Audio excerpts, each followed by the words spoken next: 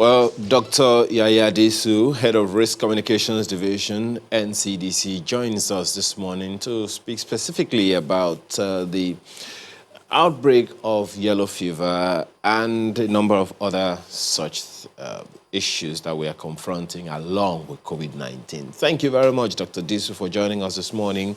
Well, your agency, the NCDC, put out that information that we haven't had yellow fever outbreak in 21 years until September 2017. And we have been having talks since that time that there is need for us to have another mass vaccination program for yellow fever. At what point did we drop the ball in those 21 years? Thank you very much for having me. I will tell you that it may not be that we are not having cases. Definitely, it might have drastically reduced. It's because in recent times, we have scaled up our surveillance system, our ability to detect these diseases in the country. And that's how we could pick monkeypox and more cases of Lassa fever. So it could be a function of a functional surveillance system. So I think that is will be what accounts for this. And actually, if we really have a very high number of cases, and these are deaths that you cannot hide. But you have had instances in the past where you just hear strange deaths, strange illnesses in some communities, which may be yellow fever, probably because we could not diagnose it at that time. We could not pick it in the community. And our community are more aware of reporting. Particularly after Ebola outbreak in the country, the awareness was raised, and then people now know that there are conditions called viral hemorrhagic fever, which are categories of illnesses that are related, are caused by certain types of viruses, which include yellow fever, Ebola, Lassa fever, dengue fever, and so on. So even the community now, because of Ebola at that time, when they see strange illnesses, they want to report, they want to cry out. And then the healthcare workers too, there is some index of suspicion that has increased. And then with the coming up of NCDC that is particularly focused on this, and the NCDC has also been doing a lot to improve our laboratory capacity, then the capacity to do contact tracing, surveillance, all those things are things that have really contributed to cases that we are identifying now. They could have been identified as disease of unknown origin, or maybe one spiritual attack in one community. And these are what we used to describe them as in the past. So that might be what is happening. It's not that we dropped the ball, but it's like we're improving. And there is also this global awareness. It's a global village. Healthcare system too is also improving globally. There is a better connection between countries. WHO, we have what we call IHR. There is more awareness about it, and to make sure that this works better, then global health security agenda and so on and so forth. So all these play a role to help us in detecting these cases. And then again, our vaccination campaign. Well, we'll get to that, Dr. Odisu, but when you say that there have been certain outbreaks that we didn't pay attention to that could have been yellow fever, we also remember that earlier on, while we were combating COVID-19, there was some kind of outbreak in the north where we have hundreds of people were reported to have died. Was that yellow fever?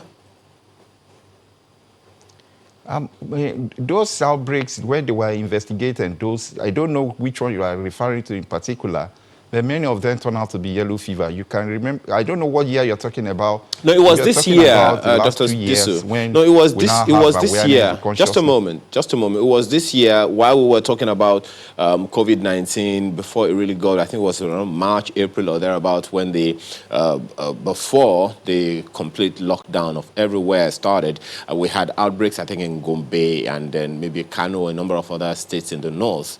And it was said that, no, it wasn't COVID-19, but whatever it was strange that we didn't know about it. So I was wondering, when you said that maybe we had outbreaks that we didn't pay attention to, maybe that was yellow fever, but we didn't diagnose it right. But if you actually check the CTREP of Nigeria Center for Disease Control, as of January, it was reported that we had outbreaks of yellow fever in the country, in many states. States that have not reported cases were reporting cases for the first time. And this actually started last year, not just this year. So the CTREP still captured that. And that was why there were plans to do mass vaccination campaign and then some other interventions to ensure that we are better prepared for this. But with the COVID-19, I think attention shifted, not just the health system in the country, even the people, political class, everybody just focused on COVID-19 because of its global nature, and then it was a novel virus or novel outbreak that we probably didn't know, and we're still battling with till date. Dr. Disu, when we asked the other time at what point we dropped the ball, and you said we didn't drop the ball, I need some understanding.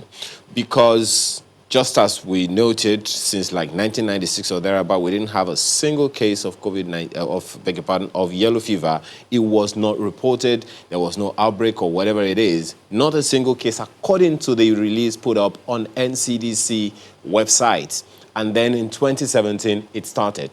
What were we doing before 2017 that we stopped doing, which led to this outbreak? Okay. When you look at the whole country, when you look at the budget that is allocated to the health system, and then since I think 1988 was the time we have a widespread outbreak of yellow fever in the country, and attention was drawn. And then over time, the budgetary allocation to the health sector has been declining. And it is from the proportion of what comes to the health sector that you can now see what part of it will also come for preventive activities. And then again, our diagnostic capacity, you remember we also experienced a lot of brain drain, people leaving the country, and those things could have count for why our healthcare system is in the state where we are now. Investment in facilities, in laboratory facilities, in our hospitals, ability to detect and then treat these cases, and then also motivation of the healthcare workers, issue of infection prevention and control. And so in general, decline in the quality of service in the healthcare system could be the reason why we fail to pick those cases. And now that we're coming up again, public health awareness, particularly after Ebola outbreak in the country, people are afraid, nobody wants Ebola again.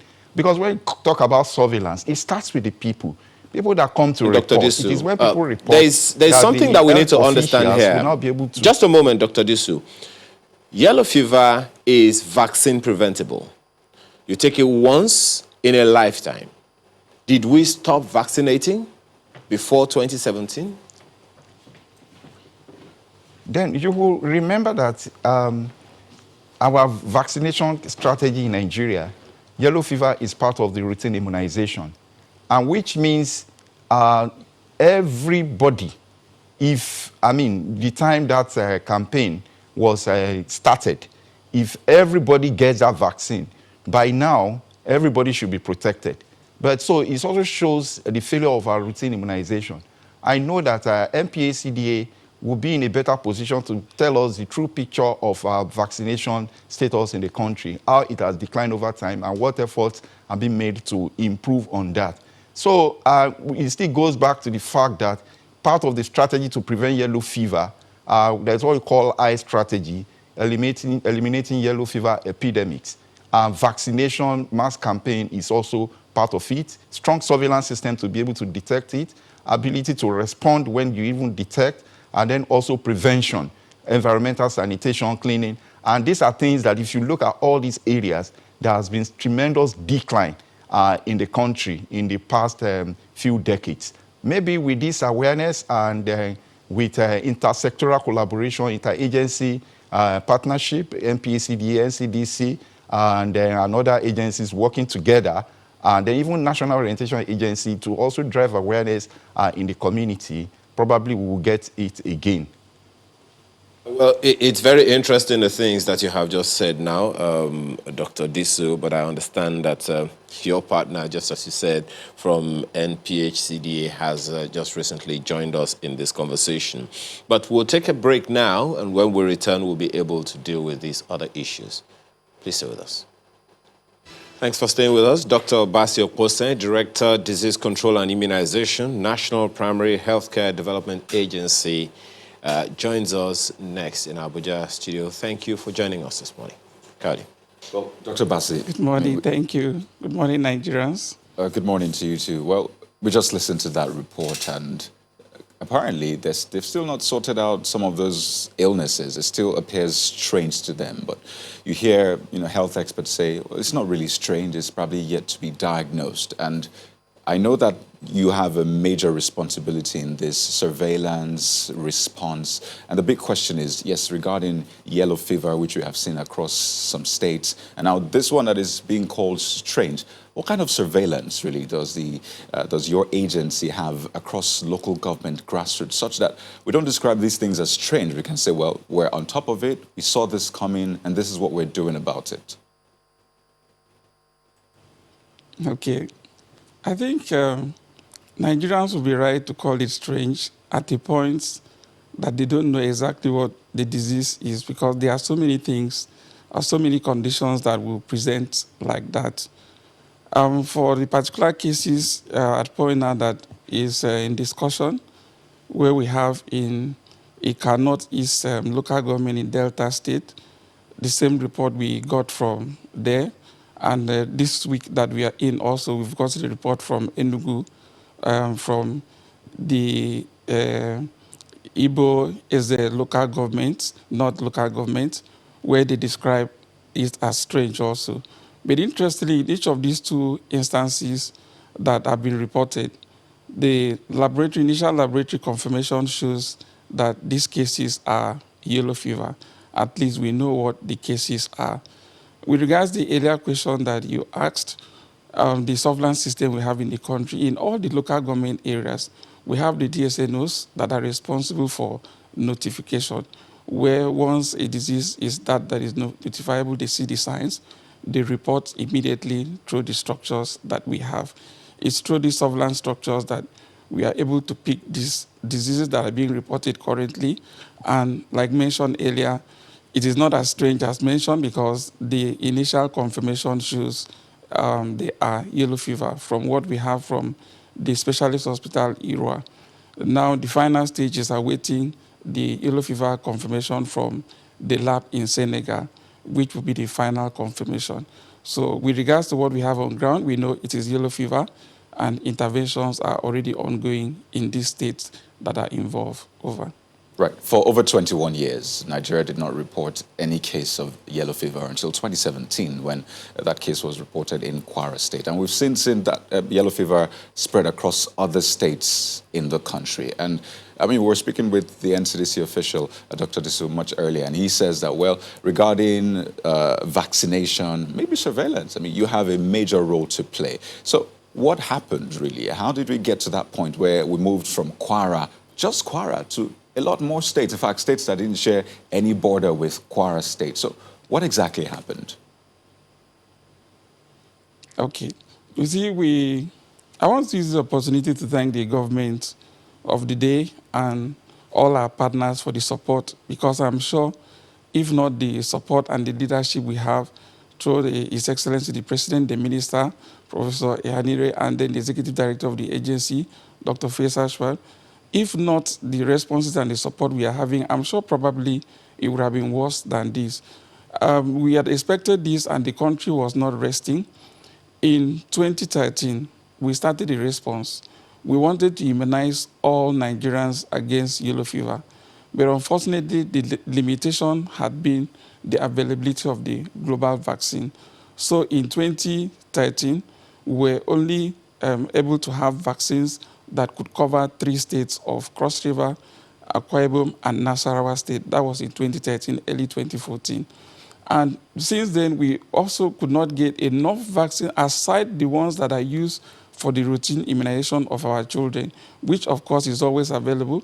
Nigeria is the only country in Africa that has this vaccination bought by the government and given to all the eligible children under 2 years free of charge. And when you look at the incidences that we're having for now, you are not seeing the cases among those age group. The incidence we are seeing in Enugu is between the age group of 18 and 30 years. In Delta State, between the 18 and 25 years maximum of age. You can see they are among the older age group. The children have been adequately vaccinated because the government provides free of charge. But those other adults that don't have the vaccination majorly is because we wanted to respond nationally, but the vaccines have not been available to accommodate every Nigerian apart from the one that is available routinely. It's not that the country is ready to buy to be able to vaccinate, but the production is not enough to do that. So in 2013, 2014, we had enough that could vaccinate in 3 states, as mentioned earlier. Early 2018, the vaccination could cover 6 more states of Kwara, Kogi, Niger, and we also had Zamfara, and then Borno State. And that was in an FCT in 2018 early. November 2018, we also had another 2 sets of states. In 2019, we had a campaign in Katsina based on the vaccine that was available. And then early this year, there was also vaccination in Rivers State and Sokoto. As we are planning, even before this outbreak, we were to start around June vaccination in 6 other states, Delta inclusive. That couldn't start because of the lockdown. And because of the lockdown, we resumed vaccination this month of November. Incidentally, the Delta is just starting at the brink of when we are about doing the mass campaign, vaccination that was planned for 20th of November for 14 days. So there are 6 days that are being planned for vaccination, which is to start on the 20th. But what we've done for Delta State with this outbreak in the particular LGA that is involved, the activity has been fast-forwarded. As we are talking, active vaccination is taking place in that LGA. Ika North is LGA with Ika North South is LGA. And then in the entire state, there will be a response from the 20th of November as earlier planned. So that has been the issue with regard to vaccination in Nigeria. Well, Dr. Okosin, when you said that the people affected in these states are between ages 18 and 25 in one case, 18 and 30 in another, and the last case we had before 2017 was 21 years before 2017. I'm wondering, was it that we stopped vaccinating at some point within those years? If the number of people that are, the age range of people that had this disease, this recent time, this recent current outbreak, is between ages 18 and 25 and 18 and 30. Does it mean that we stopped immunizing at some point? What happened? What can explain that? Okay, in Nigeria, before now, yellow fever was not a part of our routine immunization services. It was more of reactive campaigns, so that when once there's an outbreak or there's a warning, we go give vaccination. But now it is introduced since 2009, it has been introduced routinely into the immunization system of Nigeria and is supposed to be given to all children at the age of 9 months. So since that introduction in 2009, we've had it given to all our eligible children at 9 months, but before the age of 2 years.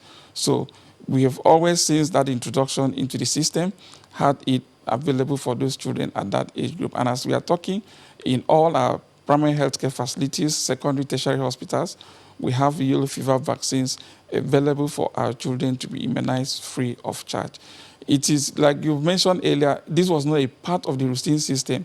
And then the government realized the fact that with the increasing availability of the yellow fever vaccine, there was a need to protect the population, and that was the need for the introduction. And as I also mentioned earlier, We want to appreciate the government because in Africa as a whole, Nigeria is the only country that the government pays for its yellow fever vaccine for routine immunization 100%.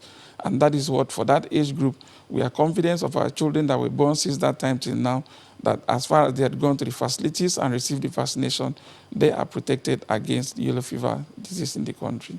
Thank Well, you. Over. well, prophylaxis is not the only way to prevent yellow fever. You'll agree with me. Sensitization or education is also key. So in terms of sensitization, educating people that these are the things you ought to do, these are the things you ought to watch out for, or otherwise, how much of that have you been doing? Because, yes, these vaccinations might not be available. I mean, the lockdowns affected the vaccinations that you wanted to carry out. But how much of education have you given people? Because for them to say it is strange, it means they probably have not heard about yellow fever before now. Okay. I think, like you've said, we have a lot of IC materials that are also out there to explain to Nigerians what the disease looks like.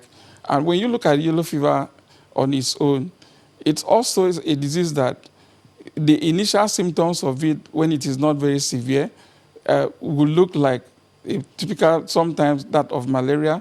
It can even be confused with that of Lassa fever. It can be confused with that of Ebola and other hemorrhagic diseases that are available. So you see, it is when it now starts killing, because yellow fever, for those, 1 out of every 7 will become severe. And out of that 1 out of the 7 that is severe, 30 to 60% of them die. It is when the death rates are increasing and people are dying from it that people will now target this strange disease. Because at that point that the people are dying, they don't know exactly what killed those people. And that's why most of them, in my opinion, will call it strange. So the common symptoms of a yellow fever, once somebody is infected with yellow fever, most of the times, they will be asymptomatic. They don't show any sign. But for those that will show sign, it will be typical signs like sudden onset of fever, headache, body ache, nausea, vomiting, and then they could also have at a stage that, like I said earlier, 1 out of every 7 can become severe. Once it becomes severe, other signs will begin to come in. That is the stage where we will now have a very high fever. We will also have yellow skin, which is jaundice. And then at that stage, the patient might start bleeding. And then the last stage of it, usually, which will cause the death, is organ shutdown from shock. And then the patient will die. It is at that stage that most of the people will start seeing it as something terrible has happened in the society. We've been passing this information, and we'll keep on passing the information. And at the primary healthcare facility, we always encourage our primary healthcare workers during sessions, especially antenatal clinic, to give health talks generally to our mothers, our caregivers in the hospital before commencement of services. Thank you, and over. Dr. Disu, you are head of risk communication at NCDC, and I remember Dr. Hekwazu, DG, saying that NCDC has scaled up risk communication to stem the tide of yellow fever. What does that mean, and how far so far? Okay, risk communication starts with awareness about the disease, the danger it can cause, how people can get this, and again, what they need to do to protect themselves, and how they can suspect this when they see signs and symptoms, and then able to report immediately to the health facilities. And then this is what we do by engaging people, discussing this with them, finding out their concern. And so what SDC has done is they have sent a team of responders to these states that have been affected. And this team include risk communication officers who are also working with them, also working with the health educators at the state level and at the LGA level, and also community-based organization, community networks, religious leaders who are on the ground to identify issues and then be able to communicate this in a manner that people will understand, and then in a way that they will understand that this information is relevant to them, and then a way that they can take action. So it's a conversation that is between the people and the supposed experts who are discussing this. It's not just giving this information to them. And one good thing about COVID-19 is it has opened our eyes. It has been able to help us to also engage other partners, get more expertise about how to do things. And then with regards to our messaging, which is very key, for us to be able to adapt our messaging to the real needs on ground. The reality in Enugu State may be different from the reality in Delta State. So you have to confront the situation, address it based on the situation you find on ground. Of course, cultural practices are very, very key when it comes to this. Now, we need to understand how this disease is transmitted. It is transmitted by a species of mosquito, which is different from the one that transmits malaria parasites. And then where can we find these mosquitoes in our environment? In waters that are collected in containers. Sometimes this could be within our vicinities. And people need to know that they need to clear their environment and they need to do proper sanitation. Where do they dump their waste? How are they taken care of? And then they need to know about that. And then the signs and symptoms of this, they also need to know, just like Dr. Bassi has just mentioned. People need to be aware because ordinarily they will tell you it's malaria. Sometimes some people will even say, oh, it may be COVID. So there is this tendency that people will not want to go and report early. And risk communication is about rapid decision that you take, as in telling people quickly what is happening and then for them to be able to make informed decision. And that is what we're doing. Do you think that the personnel on ground, personnel of the local government? Would you say that we responded to yellow fever with the same zeal, with the same urgency as we did to COVID-19? Yeah, when you look at the scale of the yellow fever and the COVID-19, when the disease outbreak starts, we do what we call risk assessment to know what exactly is required to address the situation. And based on that, we deploy resources with regards to personnel, with regards to materials, and then whatever we need, drugs, and so that will match the level of the outbreak. And so because of the communities where this is happening, even when these personnel get there, they do community engagement, they focus on these communities. Meanwhile, there is still general awareness creation that the state will be doing through radio jingles, through televisions, through media talks, media appearances, just like what we're doing now.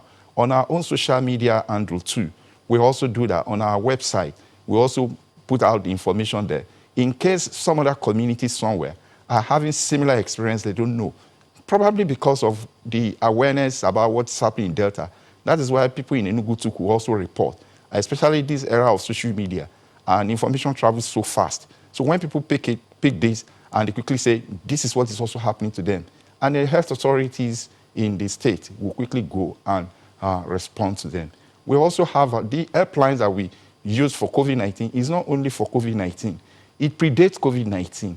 People call. We call it what we call dynamic listening. People call when they have issues, and then our agents who pick this call, they respond to them and escalate this to the surveillance department.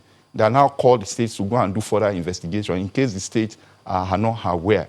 And that is happening. There's also communication with all relevant departments who need to know about this, and so that they can also prepare for this. And then we're also working with stakeholders like WHO, UNICEF, and then as well as other partners, and the USCDC, and the USAID, and so on.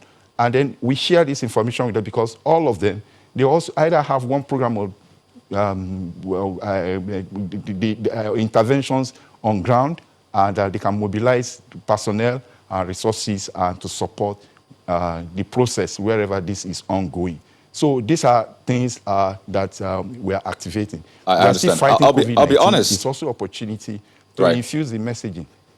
I'll be honest with you. I mean, the thinking in rural areas is that COVID-19 is elitist, which is why it's getting that much attention. I mean, you see the magnitude of attention that has been given and is still being given to COVID-19. And don't forget that the case fatality ratio for yellow fever is much higher than COVID-19. I mean, in some areas you have 31% for yellow fever, and for COVID-19 it's less than 5%. I mean, you remember what happened, the lockdowns, the call for PPEs, the panic and all that, which is why I ask, do you think we responded, or we are responding to yellow fever the same way we've responded to COVID-19? Yes, we're responding. Let me give you an instance. Just last week, we had a meeting with all the state health educators in the country. And we told them that we are moving into a season where you're likely to have Lassa fever, meningitis. And we have even started developing a program, Lassa fever awareness program, yellow fever, and other diseases because of the season we're entering. And we have also told them that they too need to start doing that. So it's not just about yellow fever, but it's also about the priority diseases that we know that can rapidly claim the lives of the people. So we're doing enough, just like I told you. Based on the level of the outbreak, personnel have been deployed, the high-C materials, the resources they need, and assessment is an ongoing thing. And then as they need more attention, more hands, more partners, more resources, they will also make sure that they deploy. As we are doing community engagement, through the personnel on ground, working with primary health care agency, the state officials, and so on. Then we're also doing public communication for general public to also know about this in case this happens, or people that want to travel to those areas, or people that are living in those areas going to other parts of the country, and they need to know what precautions they need to take so that we don't spread this disease. Yes, this disease is spread by mosquito bite. If somebody has it in his system, and he goes to another place and the mosquito bites him, and then he can introduce it into a new population. Our major concern is how do we make sure that it doesn't get to like urban population where the level of immunity may be low because there has not been mass campaign there. For instance, Lagos, Kano, and you can see how people move within the country. That is why we also need to engage the local community. This is not the time for you to travel. If you want to travel, these are things you need to do. And then generally, we tell Nigerians, okay, these are measures that we need to take, and we need to watch out for this. And those are things that we are doing. It's all about informing the people, empowering them to be able to take informed decisions. Let them know the risks they face. What alternatives do they have? How do they take this decision? Giving them actionable information. That is what we're talking about. This one is probably for both of you gentlemen, but I think it is also important to mention it. Well, just as my colleague said, we have had cases of yellow fever since 2017. The attention it has gotten hasn't been that severe. Well, you have given some explanation, Dr. Disu, but it's the same kind of attention that we haven't. That's the way some people will see it. We haven't given enough attention to Lassa fever, for instance, which we can almost always predict the time of year it'll come on.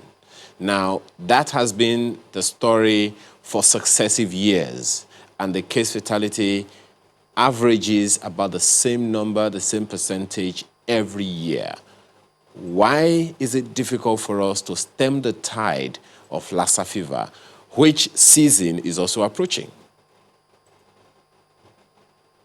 Maybe I will just come in here to also say the first question that was asked, why are we not giving the same attention to COVID? I can assure Nigerians immediately the information, the report came from Delta on Thursday officially that this is what is happening. The executive director, Dr. Faisal Schwab, immediately ordered a team from the national to be in Delta, to work with the NCDC team and the other colleagues that are there to respond with immediate effect. And by the second batch of the staff were at the Delta State. A part of the staff that were in Anambra on an assignment were in Delta the following morning by 8:30 a.m. By 9 o'clock, they were already having a meeting with the Commissioner for Health. In the afternoon of that same Friday, this Friday that passed, There was a state technical team to plan and develop an action plan for emergency response.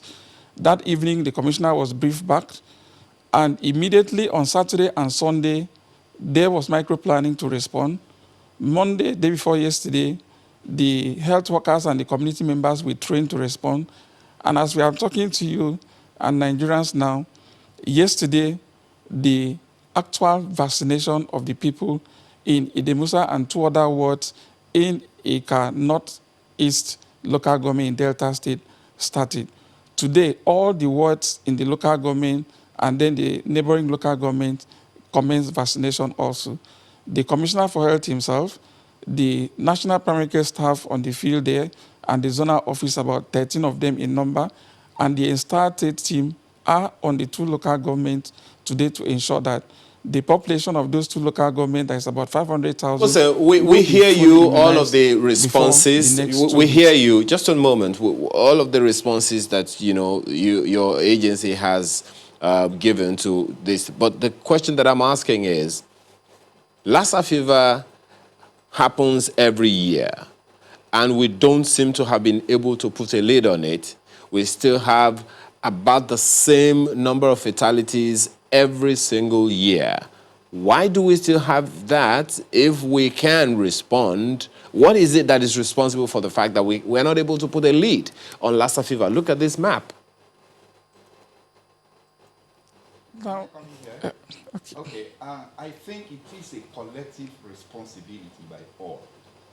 Because diseases occur in people, and the attitude of people, the characteristic, the way they live their life, what they do because they want to earn living, influence how these diseases move around. For Lassa fever, it has been with us for decades, and we've not really focused that attention. Not just the government, health authorities. We need the private sector to come in into this game, into this space, to play their part. The community themselves, because Lassa fever is all about environment, because primarily it is transmitted by rodents. And you know what attracts rodents are death. And so if environmental sanitation is properly done and it's supervised, and resources that we need to do this is there. If you look at across the nation, how many environmental health officers do we have in each local government? How many of them have the resources to do their work? Those days, they call them in the southwest, wole wole. They move from house to house. Of government in control. Just a moment, Dr. Disu. Just a moment, Dr. Disu. Such an agency as yours is in charge of disease control, okay? Now, many of these, local governments and all of them that you have mentioned, they are supposed to have environmental sanitation officers. That's what existed for many years before now. What has an agency like yours done to create awareness about such a thing at the local government level to ensure that the right things are done? And then you maybe speak with the governors and the rest of them. Okay, sir. Yeah, so first thing is in NCDC, NCDC has a mandate to protect the health of Nigerians. This mandate is achieved by leveraging on the mandates of other MDAs, their resources, their structures around the country. That is why in NCDC, when they want to activate a technical working group or EOC, it is usually multi-partner, multi-agency, multi-sectoral arrangement to make sure that everybody comes on board. And that's exactly what we also have for Lassa fever. Ministry of Environment is represented in the current Lassa fever technical working group that we have. And then the National Primary Care Development Agency, they are there. And then also National Orientation Agency, and so on and so forth. So now, when you now agree on what to do, when each agency or MDA are not supposed to play their own part, some of these agencies may have limitations in doing their own part. For instance, when it comes to the role of environment. I apologize, we are completely out of time now. Well, you have given us some ideas of how this should be addressed, and hopefully we will do the needful to ensure that we do not have unnecessary deaths of Nigerians on our hands as a result of diseases or outbreaks that we can control before they control us. Dr. Yaya Disu, Head of Risk Communications Division, NCDC, as well as Dr. Basio Posen, Director, Disease Control and Immunization, National Primary Healthcare Development Agency. Thank you, gentlemen, for your time this morning. Well, not too long ago, we had that meeting of northern governors, along with traditional rulers and some select leaders from the north, all gather in a room to have conversations about certain issues that have occurred in Nigeria.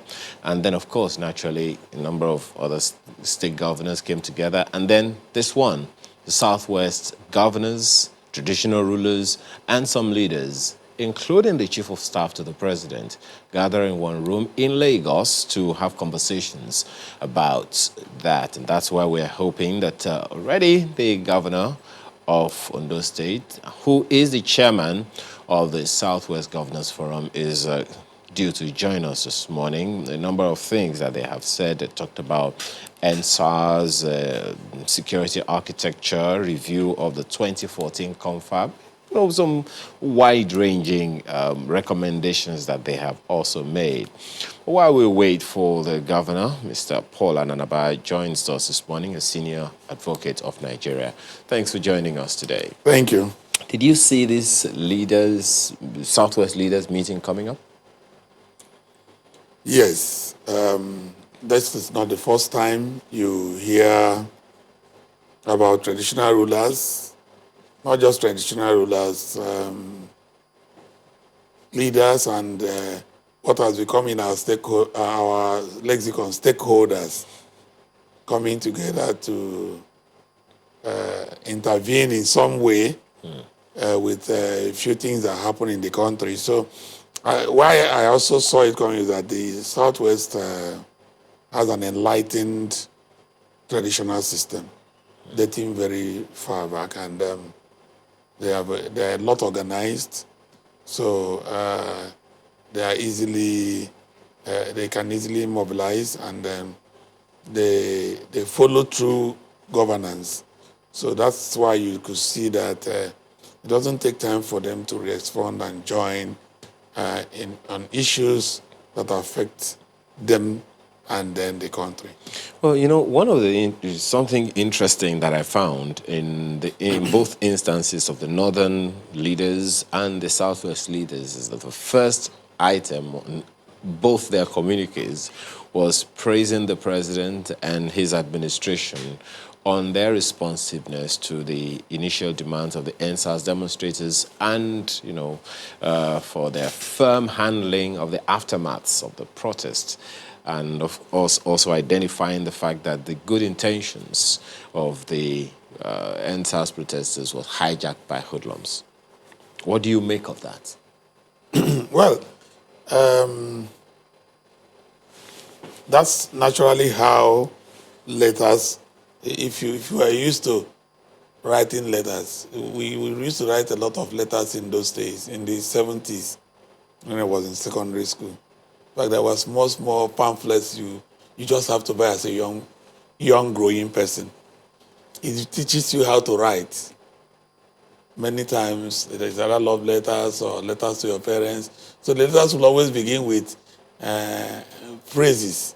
So if you have read a letter of a secondary school student, then you start with phrases, you are happy, and by the belly towards the end, the man is no longer as happy as he started the letter. So it's not out of place to have seen that both traditional teams or groups will start with praising the president. And of course, the president did well, and with the initial response to say, change that part of policing, and SARS should be rejected immediately. And that also helped in sustaining sanity in the protest at the beginning. And like you said, before it was hijacked, how it was hijacked, who hijacked, and all that are all being investigated by panels and the commissions now. So we will wait to see how that happened. But the initial response of non-use of excessive force. In certain instances, you saw police officers, military persons, security persons, even address the protesters. Some government officials will even almost join them. That other parts of the world were wondering, could Nigeria develop this level of maturity in handling situations? And then suddenly there were destructions and all that. So good that they acknowledge that.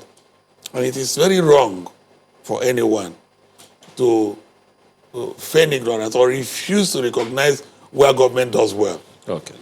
All right. Also, where government doesn't do well, you should be able to say that, not in a manner to destroy governance, but in a manner to progress society. I'd like to ask you about that one, whether or not you think government has indeed done well. But I understand now we have the chairman of the Southwest Governors Forum and governor of Ondo State, Rotimi Akeredolu. Thank you, Your Excellency, for joining us for this conversation.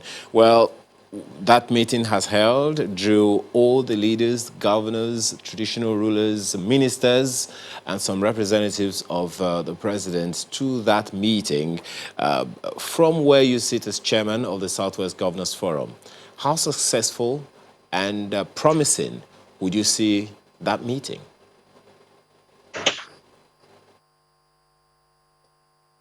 Well, as I said, let me thank you again for having me on this program.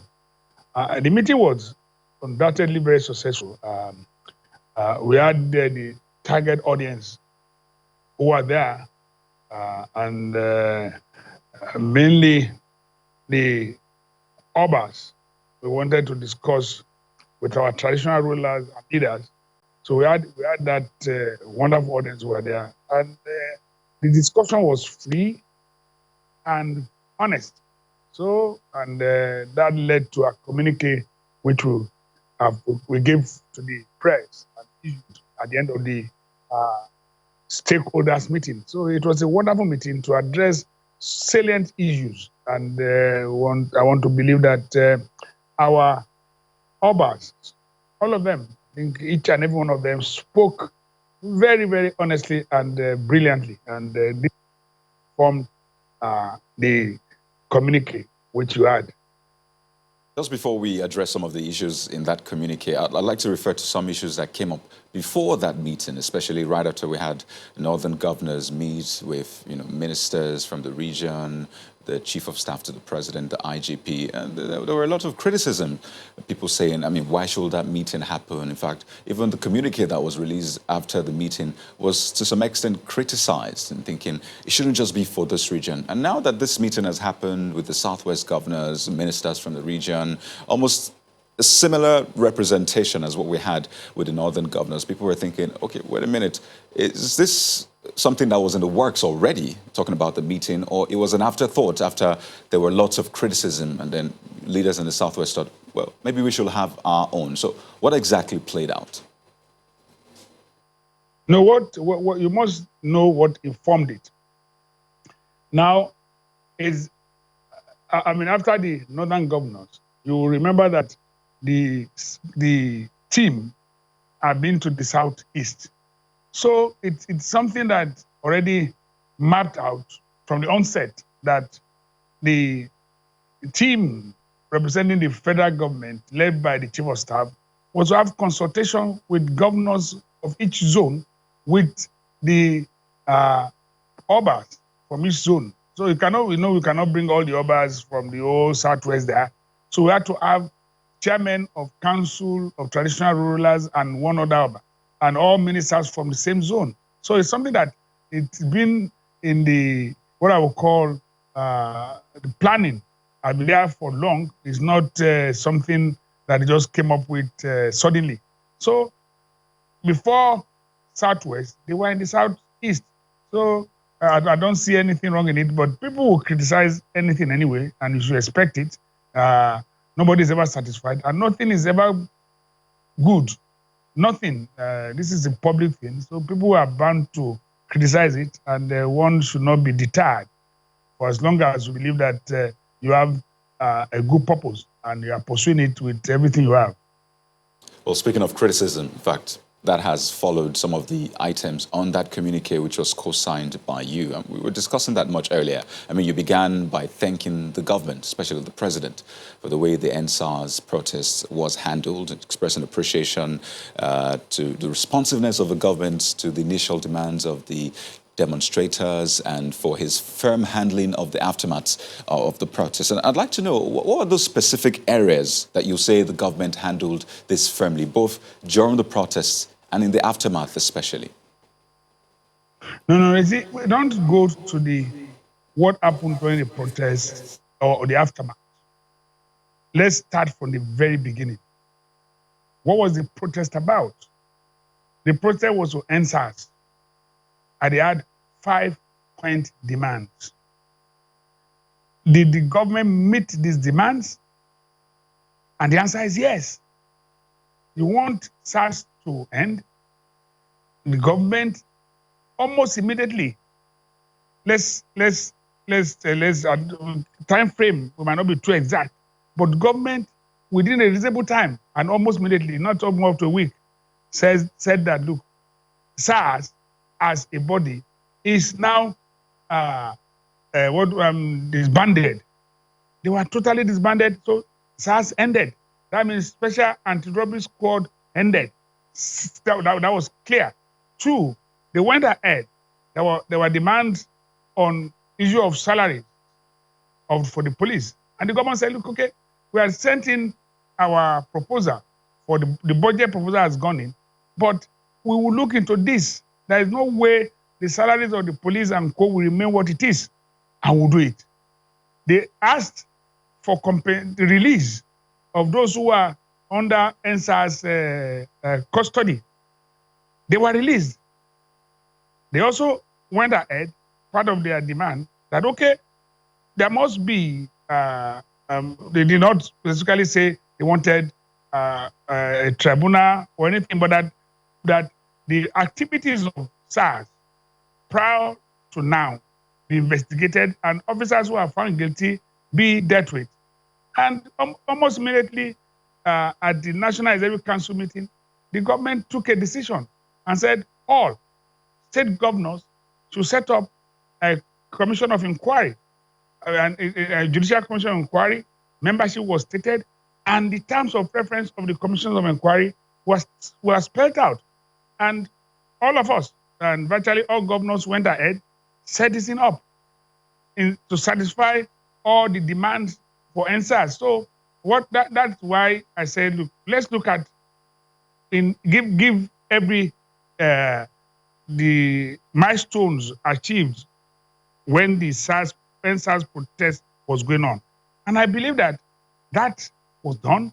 The other thing the entire protesters wanted or they asked for, that there's no doubt that the government will have looked into it again. So that's why we said, okay, for the efforts at least ensuring that those 5-point demands were met, we needed to appreciate the government, not only the federal government, all the state governments too, for what they did. But what took place after the incident in Lagos, that is a different thing that we can consider and discuss on as we go along. But coming to the response of the federal government and state government to this entire demand, that's why we said we thank the government for what it did. Well, while that, that you have said are valid and everyone, a good number of people might agree with that one, there is also that court order that seems to be demeaning the earlier good, as you have said, that the government has done. That's that central bank order, an order of the Federal High Court in Abuja to the central bank to freeze the accounts of some NSAS protesters. So, juxtaposing that with what you said earlier, people are wondering, how do the two correlate? On the one hand, you're calling them to a table. On the other hand, you're freezing their accounts. How do you respond to that? No, my response to that is this. The question you put earlier on was, why did we have to appreciate the government. And you will note from the communique, the issue of the accounts that were frozen was discussed. But you see that in the communique, we never said we appreciated the federal government for freezing the account. No, the matter is sub judice, and we know that there are ways we can get a few things done without putting in the public glare, and they say that start contestation on it on the pages of newspaper. So we know what we decided, and we know what we want to do about that. But when the issue, when I can tell you when it was raised, it generated some debates here and there. Nobody is freezing the account. Nobody should freeze, for instance, the accounts of those young people who did it. But it was so clear that probably some people were getting to fund this for reasons other than NSAS. So if you know money went from some accounts that are suspicious, then do you say the government should just keep quiet? If you know that money went from accounts that people believe that, look, this is not, in essence, this could not have been issue of NSAS. It was more or less, can anybody be putting our money to fund hoodlums, to destroy things, and you think the government should fold its hands? No. So these are things that we have to look at and probably separate at some other time before you know, okay, this is for a right purpose, this was meant for a wrong purpose, and that's why this was we're taking. So it's something we are looking into. Well, it's interesting, Your Excellency, because, I mean, you would agree, as so many people have said, that the good intentions of the protesters were hijacked by, people who are hoodlums themselves and have perpetrated a lot of damage all over the place. Some of the people whose accounts have been frozen were invited to sit at judicial panels of inquiry in Lagos, for instance. That happened, and because of that, panel of inquiry sitting has been suspended because these two people are wondering, how could you call us to a table to have these conversations for justice, and then you freeze our accounts at the same time without any prior notice to them? It was ex parte. I mean, some people will also find that suspect, wouldn't you say? No, but as I said to you, if I were to be lawyers, if I were to be counsel to those people, I would not advise them not to appear for the panel. Accounts are frozen. Is that the first time it's done? So would they have other purpose to which you want to put the account almost immediately? If your account is frozen, you justify why the money was there. You come and explain to what use you have put this money. If it's that, okay, we paid this caterer to give food to these boys when they were there. We spent money between then, before the hoodlums took over. It will be explained, people will know, and the account will be defrozen. So why will anybody now? If it is not accounts that are frozen, it's not that there's a conclusion that account was used for nefarious or act of treason. No. It's just that, okay, we suspended this account, then the owner of the account will explain. And you can always explain, and the account will be defrozen. That's what I believe. So I don't see anything, speaking very honestly, I don't see anything wrong in it. If, for instance, my account was frozen, what will I do? All I will do is go back to court to explain. I can't, even politicians, if your accounts at times are frozen, you have to go to court and explain. And at the end of the day, the court will say, look, leave the account. The account should be defrozen and you take your money back. So I don't see any problem in it. It is not that because you are in the tribunal, you wait on the tribunal finishes before your account is frozen. So if you are in the tribunal, you spend all the money. What happens? What happens? If the money was actually there, or it was sent there illegitimately for an illegitimate purpose, you would have been allowed to just spend the money before the panel conclusive sitting. Well, So what stops it? I Don't don't see anything wrong forget in that. it. Don't forget that some of the protesters also could not travel as a result of what they call the seizure of their passports. Some of them have been arrested under questionable circumstances. But we know that there are 13 points on that communique. So if we could just take them, I mean, one after the other. But during that meeting that you had, did you also discuss allegations that were going around saying that some people in government or some politicians actually sponsored some of these hoodlums to perpetrate the violence that we see across states just to make the protesters look bad? Was that also tabled? No, you have said you go look at those starting point agenda. I think that's what matters. That is the conclusions we reach. How we arrive at that probably is not for this debate, because I would rather at the end of the day be giving my own opinion. But we'll stand by the agenda that was issued out. Starting point, simple. Whether politicians were the one that was sponsoring hoodlums and co was not an issue. But it was not an issue about politicians. It could be all discussion was that if there were people who probably wanted to take advantage of that protest. And that's why hoodlums hijacked it. And that those hoodlums were probably being sponsored. I mean, if in my own case, when I said my campaign office was burned, so it could be that it was by opposition politicians, because we had just concluded an election, wanted to have their own back. It could be. It might not be. It could be just a chance. It could be just one chance. Somebody was just going driving by and say, let us do this, others will follow. Mob actions, nobody can predict. So the police have to carry out total and very, what I would call comprehensive investigation to arrive at any conclusion. So I don't think we ever arrive at the conclusion that politicians or a specific person was one that sponsored the hoodlums to hijack that protest. All we are sure, and all of us agree at that meeting, was that the protest at the beginning was peaceful, and we have policemen even guiding the protesters. We have some areas where soldiers were on the street with the protesters. Everybody felt, yes, good protest, peaceful. But at the end of the day, it was hijacked by hoodlums. So what else we do? How they came about is still subject of investigation. How the hoodlums came to hijack it is still something that the panel will look into and reach conclusion.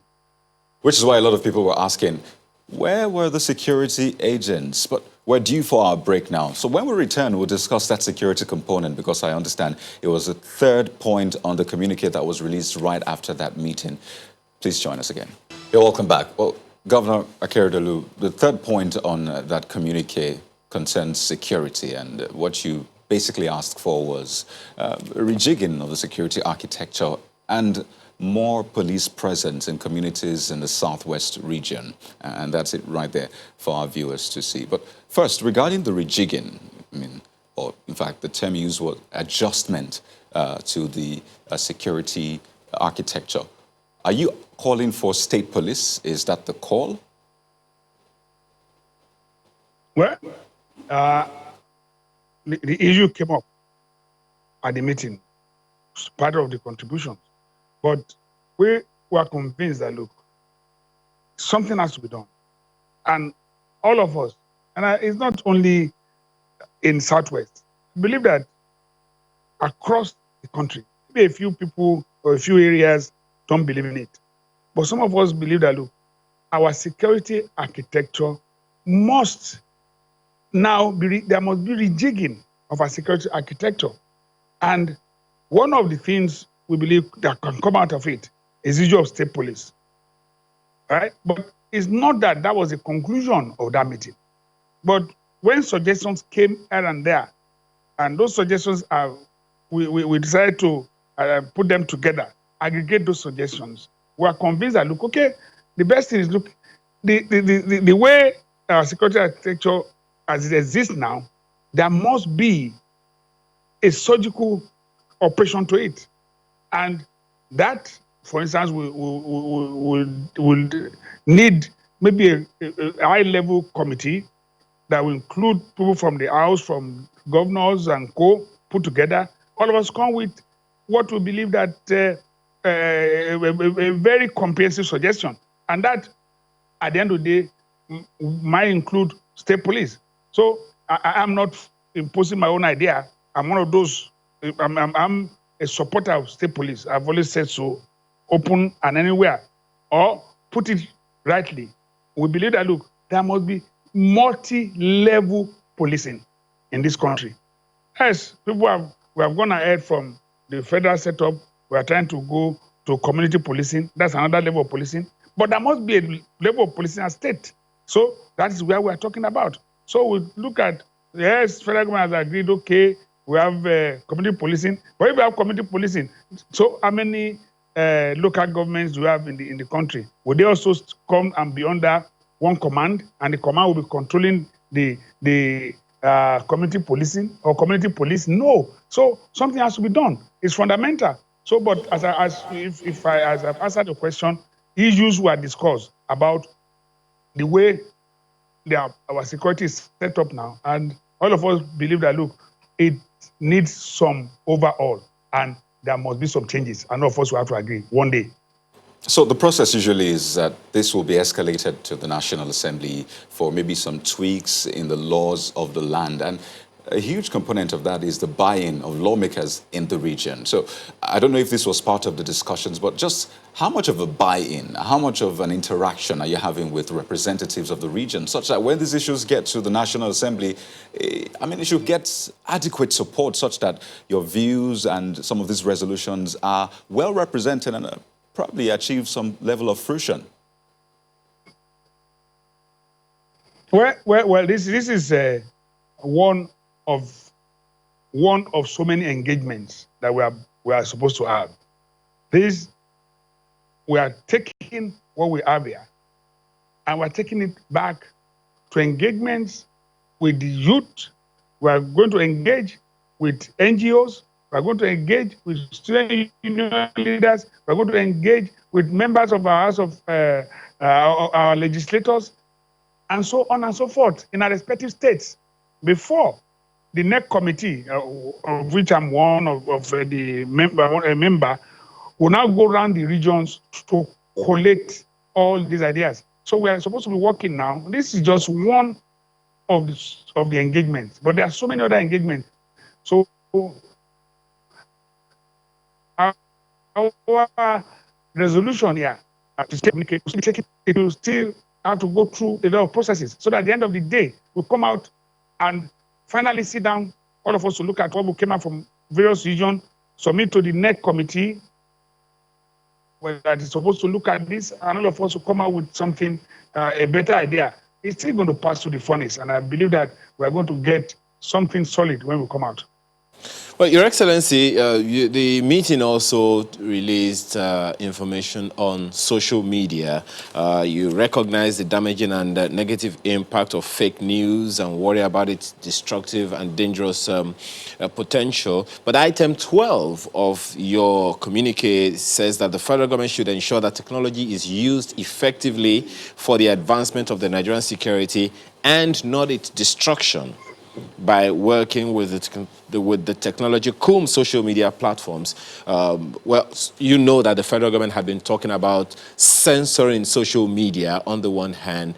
So we want to understand just what the Southwest leaders have decided about the social media precisely, because it would seem like item 12 and item 11 are not particularly on the same page. Well, those items you referred to, what we have decided is not that anybody wants to gag. We never took the decision that social media be gagged. No. But we're all clear as to the effect of fake news and false news. And there's no government that will sit back and allow such news items to go without a way of curbing it or restricting it. So at the end of the day, having realized what it did in this NSAS or the aftermath of NSAS, because I don't believe NSAS ended before the Ulums took over. When the hoodlums took over, a lot of fake news were fed to the public. People were reacting to it. False news were fed to the public. They reacted to it. Led to destruction of properties. Lagos, Akure, everywhere. So no responsible government will just sit back. And what the communique is saying that, look, we must look into it. There must be gatekeepers. Yes, you want to publish any news you like, but there must be gatekeepers using technology that will be able to at least go on as you are trying to send out this your fake news that can sieve what is right and what is wrong. You can say it will be subjective, fair enough, because we cannot, the government will not allow everybody to just throw in whatever it likes. So we have the gates can be kept and maintained through technology so that fake and false news are not allowed to go out. That is what we are saying we will exploit. If you have to get to Facebook to get some of them, there are areas in some countries in which they must have managers. And if any fake news come out, they will be responsible themselves. Facebook will be responsible. You can have such band that will restrict what comes out, not because they won't restrict my personal conversation, they won't restrict what I'm saying to my friends. But if I want to take out news and say that thousands have been or hundreds have been killed in Lekki, Toge, for instance, then before it comes out, I must have evidence of people who died on the ground. Show me. And if it's not there, I will say to you, you cannot use my band to propagate such a news item. That's what we are saying. So there must be a way in which people, a technology, I know the technology exists. They're using it everywhere, using it in Russia, using it in China. We are not saying we should go there route, but they're using it even every other place. So nobody, if we cannot be disciplined enough to be able to know that we don't churn out news that can cause a lot of damage in the society, then the government itself must be proactive enough to find a way at least to control it. That's what we are saying. You know, some are always quick to also say, while that is being done, what about statements made by political actors during campaigning, divisive statements and whatnot? I recall we had a conversation with you and you called them political gunshots. So in the same vein, do you think that should be, applied to all those statements made by political actors, politicians, during, before or after elections, all those statements? Do you think that should be applied to? Thank you for that. Luckily, you have not pointed out to where these political gunshots have led to mayhem. Because among politicians, they know themselves. Do you think we take ourselves too seriously? We know what it is when you go on the local platform, government elections. During the local government elections in your state, in Idorin, for example, we saw violence, and in other areas. So, if you say these statements don't lead to violence, I wonder, with the violence we have seen, what was responsible for that then? I thank you. Said during the local government election, can you tell me, because you have to be specific, what statement led to that? That is it. What statement led to that? So you're saying that the statements made by political actors, divisive statements that tend to make people go violent, you're saying they're not related to the violence we see before, maybe during elections too? With all respect to you, I said, tell me what particular statement led to that. That's all. And I answer you. So what's your basic... Understandable. I understand, Your Excellency. So you're saying that these statements should be allowed to be made if they can be linked to violence? Is that what you're saying? What I'm saying is that there are statements, fake and false news, that could exacerbate whatever situation we have and that could lead to mayhem and violence. That should not be allowed. And I'm also now reiterating that most of these statements that they make on political platform, politicians understand themselves. They are not the people, Your Excellency, do the people understand? Because this is a major issue. Do the people understand? Because if they hear a politician saying, well, we're going to win this election at all costs, regardless what happens, the people will go out there and try to win it at all costs. The people don't do that. If you say you win election at all costs, they know you are just a joker, and most people will tell you and react almost immediately, you are a joker, you will not win. So if I say I will win at all costs, you too say you will be defeated at all costs, and everybody will be quiet. There's nothing, political statement like this, as I said to you, it's just tantrums. It's different from, don't compare this with what happened recently. It's not the same. People did not die. You say you have hundreds who have died. So what are we saying? Are they the same? Are you saying that reaction to the massacre of people is the same thing as saying election will be won at all costs? No, they are not the same. Please let us compartmentalize all these statements. There, as I said, those ones are political gunshot. It cannot kill anybody, and people don't react to it as such. But when it comes to what we saw recently, it's not an easy thing. You carry somebody that will happen in a film, and you now bring it out on the Facebook and say, oh, we are carrying a dead body. Until that person came, oh, this was not a dead body, we acted this film. Is it the same? Seeing dead body and saying this is somebody who was killed? I reacted to everybody will react, how can they be killing this way, until you find out that nobody, not that people were wounded and co, but not that extent. Let us be fair to ourselves. So you don't link it up. Let's separate this from what happened recently. Political gunshots are nothing. Well, a number of people would, hold their opinions on whatever side of the divide they would find themselves. But part of that resolution also included suggesting constitutional role for traditional rulers. Well, a number of people will also remember that that was the system we had, I think, before and even soon after independence. What happened at that time that made that change, and why is it necessary now? Well, I mean, the suggestions, I mean, from our discussion, the traditional rulers have their constitutional role. I will mention it there. At least they sit on the Security Council of each state. Maybe just one. Maybe we need to increase the number. Those are the issues we are discussing. Maybe representing the Central District sit on the Security Council of each state. Now, others, maybe time has come. If, for instance, we're going to run the community police properly, then maybe, because even at local government, their Security Council too, traditional rulers sit on it. So they have constitutional rules on the issue of security. But there are many more that we can get them involved in. Your Excellency, you also recall that one of the monarchs, the Ooni of Ife in particular, said that there's been a distance, a kind of gap between the institution of government and the traditional rulers, and he was asking for that gap to be closed. What was he talking about there? What he was talking about was very simple, is that that was, with all respect to the Ooni of Ife, it was a general statement. It might not be what applies everywhere. There are some states in which the governors and co meet their obas almost every other month. There are some states like that.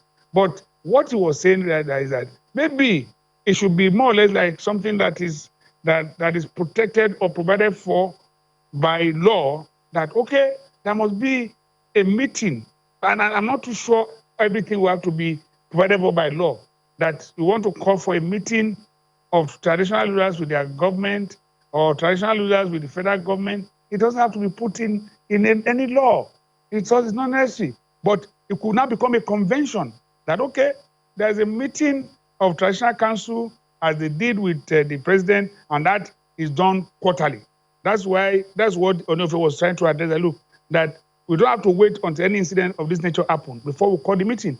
But I'm sure, with all respect to Kabezi, I cannot say that the meeting was being called for the first time when this thing happened, because I know that I've seen Obas go to Abuja, meet with the president before this time. So it might not be as frequent as expected. And that's what I believe the Ooni of Ife was trying to talk about. And let it be more frequent. Let it be at federal level, let it be at state level. Meet with Obas as often as possible, because they are closer to their people. And I think all of us agree. But, well, a lot of other issues were raised, but like you said, it's an ongoing conversation, so we'll definitely keep tabs on them. But another issue, which now is particularly regarding your state of Ondo, is the strike action. Resident doctors recently announced that they were going on strike. They raised some issues, and we saw lawyers protesting, and eventually they said, well, we're going on strike also. In fact, they said they had made representations to your government, tried to reach out to no avail. So regarding the doctors and the lawyers, what's the update? I don't see any problem in that. And I always one person who encourage any group who want to protest. They are right. They have the right to protest. Go out. I will never send policemen at you. You want to stay there for 3, 4, 5 days? You are welcome. There's no problem. There is nothing wrong in protest. I have led protest before, so you can protest. You can be there. It has never moved me in any way. But all I know is that if you have channel to which you can have matters resolved, but if you choose to want to be on the street, so be it. So be it. There's no problem. If you look at the resident doctors in their own case, they were saying that, look, they wanted their salaries to be paid as you pay all the civil servants. And the end meetings, it was said that that will commence from the month of October. And when I read that they are going to go on strike and call, and I said, but I asked the commissioners, I said, you brought papers to me here.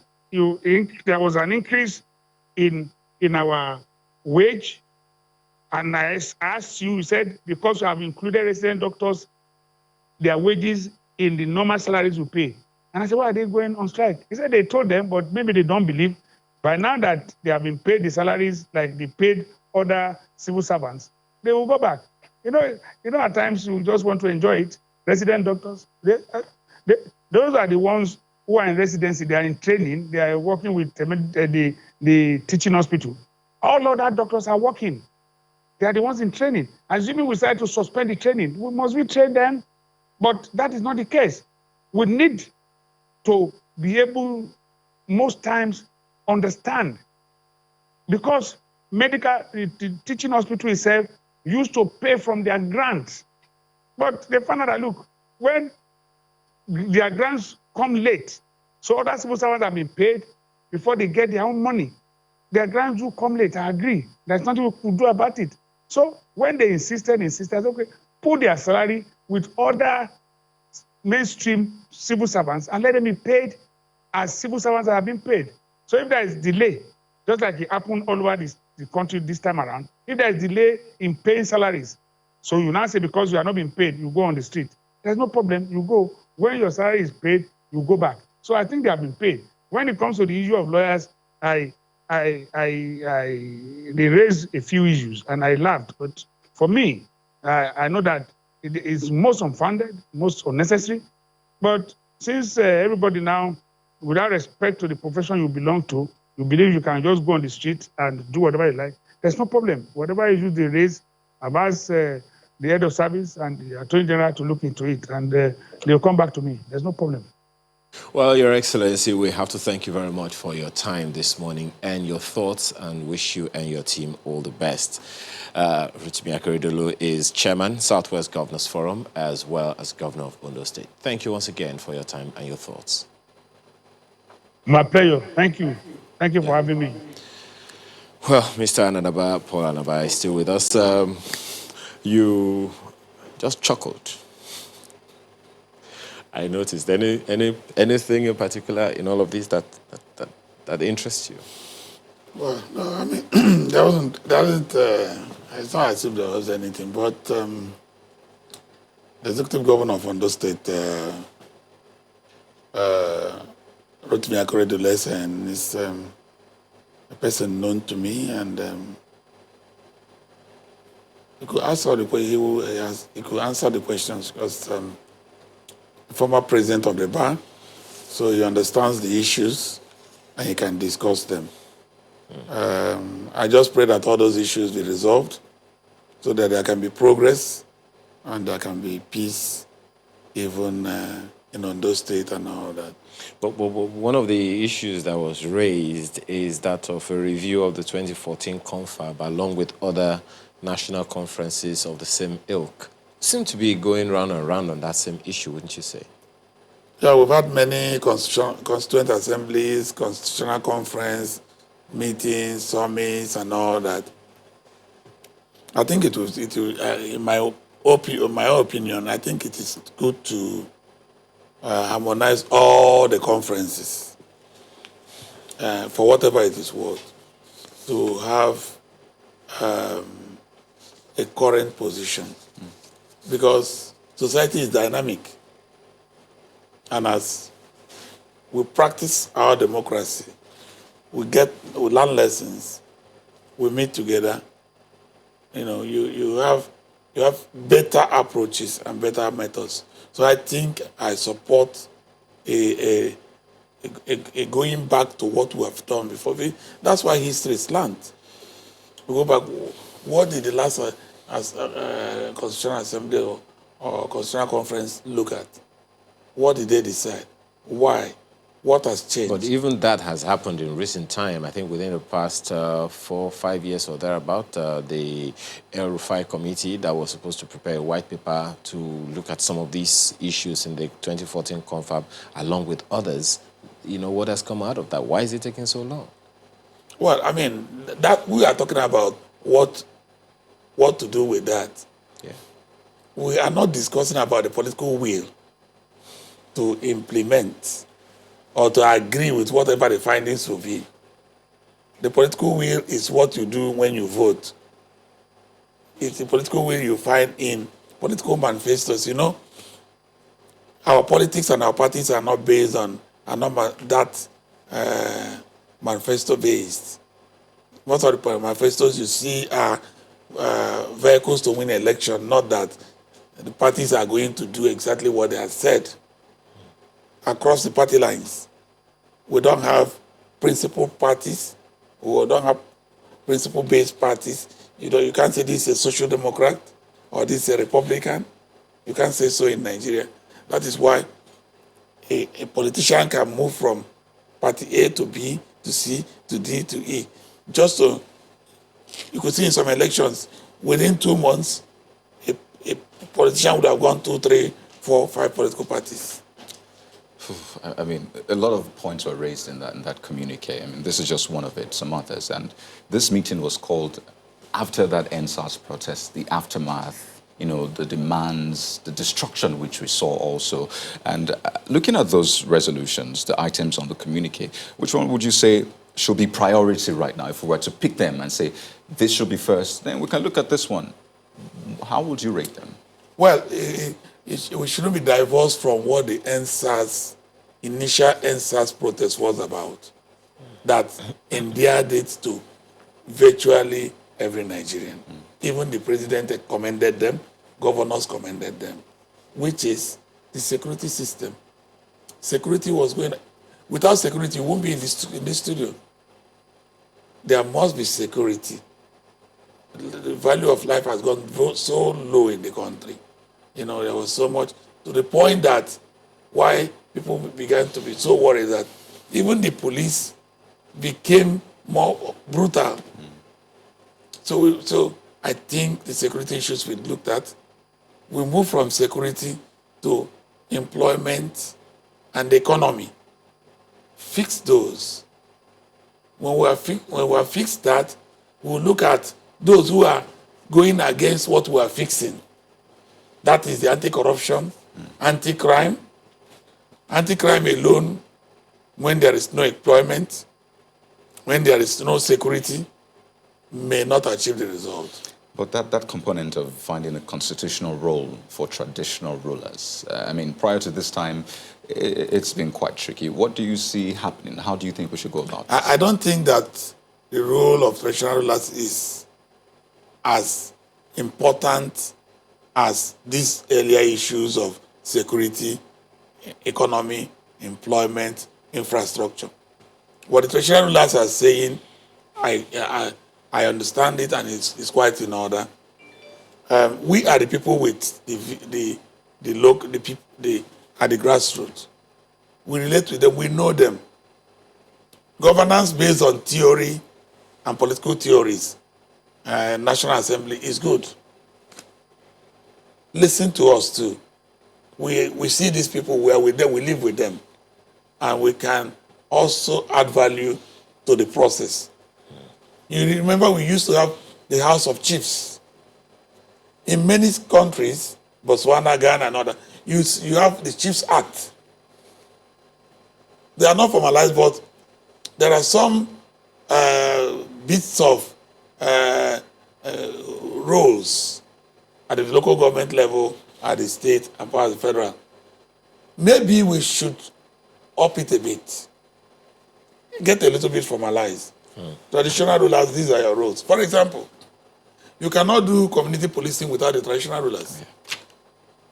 I also believe that we are getting to a situation where we should be looking at state police very seriously. And then, centrally, there should be some form of restructuring. That issue of restructuring, we keep going away from it. It is still important. Okay. And why is it important? Is that we need to look at our framework. Okay. If this building, the design of this building is defective, you will be repairing this part, that part, until it will look like a vehicle that was bought in the 60s. The original parts are all gone. And it's just be a hybrid of vehicles. We don't need, you could see, we've done 4th alteration of the Constitution. We are looking at 5th alteration, 6th alteration. The danger is that you pick up the Constitution, you don't know which alteration it is. Well, so we may need a restructuring, a formal constitutional, fresh constitution. Okay, all right. And then we'll move forward. Well, we'll have to thank you very much this morning for your time as well. Paul Ananaba, Senior Advocate of Nigeria, thank you so much for your time. Thank you. Well, there are so many issues that have been, that you have also reacted to here. This one, the first one is from Henry. It talks about the disease prevention. The mainstay of control of communicable diseases with available vaccines is to vaccinate the people. Sensitization and awareness creation because of chronic distrust of public officials does not work in Nigeria. Federal and state governments, please get to work. Well, Victor tweets about the NSAS protest aftermath, saying, His Excellency Akeredolu's response to the freezing of account holds no water. Let them go and trace the accounts of Boko Haram funders and freeze them, he says. From Professor Enakena, it's egregious that benevolence accounts of individuals who support the real NSAS organizers are frozen before investigations rather than being investigated before freezing. Authorities knew the protesters and those that hijacked the protests. Oh, there's more on this. Ayodele Olutoye says the aggressive clampdown by the government through the CBN on NSAS campaigners has plainly shown that the government is very much capable of tackling the insurgents in the country by cutting their funding channels. And he says, but just looking away. Well, there are so many where that came from on our social media platforms at Sunrise Daily on Twitter. Thank you so much for your time and for watching this morning. Have a wonderful day. My name is Ayo Makinde. And I'm Kayode Kikili. Thank you for watching.